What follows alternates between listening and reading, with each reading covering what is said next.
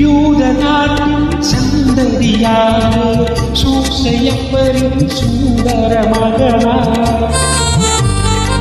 யூத நாட்டின் சந்ததியாக சூசையப்பரின் சுந்தர மகனார். சுத்தமறிய மனிதன் குலத்திலே தேவன் தோன்றிவிட்டார். இயேசு தேவன் தோன்றிவிட்டார். பாவமன்னிப்பு தருகின்ற தேவன், பகலும் இரவாய் திகழ்கின்ற தேவன்.